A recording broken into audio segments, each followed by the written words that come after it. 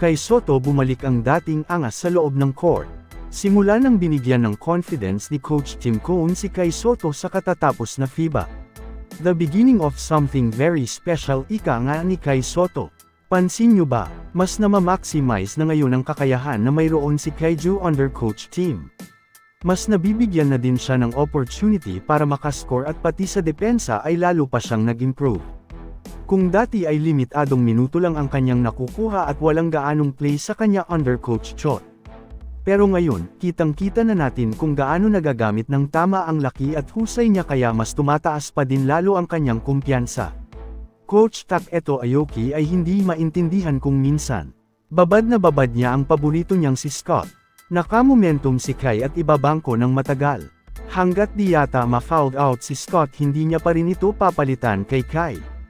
Magmula nang nagpamalas ng galing si Kai sa Gilas Pilipinas under Coach Tim Cone ay talagang lumabas ang height advantage ng ating pambato, defensive at offensive skills ni Kai ay talagang lumabas na nakakamangha.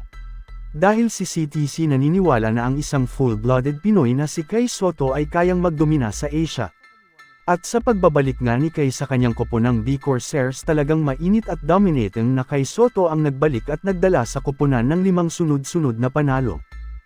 Kasunod ng mahabang taon na paglalakbay na nagdala sa kanya sa mga bansa at kontinente, nakahanap si Kai ng kaunting kapayapaan sa Yokohama, Japan. At sa tahimik na lugar na iyon, napakaganda ng ingay niya. Mula nang ilipat siya mula sa Hiroshima Dragonflies noong Disyembre, naging puwersa si Soto sa B Corsairs, na may average na 11.8 points, 6 rebounds, 3.7 assists at 1.1 blocks sa loob ng 18.7 minutong paglalaro kada game. We are proud and happy for him. He's working hard and deserves it. Patty Scott, the CEO of East West Private, which has managed Kai since 2010, told Spin.ph of the center's vastly improved play. Naabot ang 66.7% mula sa field habang umuusbong bilang isang maaasahang defensive player ng Rim, nagsimula si Kai sa 5 sa huling 9 na laro ng Yokohama. Ang kapansin-pansing pag-unlad sa kanyang kumpiyansa at pagganap ay halos hindi nakakagulat kung paano patuloy na nakatuon si Kai sa mabigat na pag-angat na kinakailangan para maging isang matatag na two-way na manlalaro.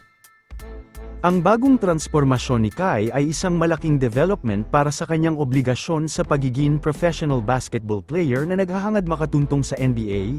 Ang pag-abot sa kanyang NBA dream ay isang mahirap na pagsubok pa rin para sa ating kababayan, ngunit ang debosyon at dedikasyon ni Kai Soto sa pagsusumikap at pagkahilig sa laro ay ang nagiging dahilan upang ang pangarap na yun ay posibleng maabot. Nakikita natin ang magandang future para sa ating kababayan kung kaya't patuloy natin siyang suportahan sa kanyang basketball journey.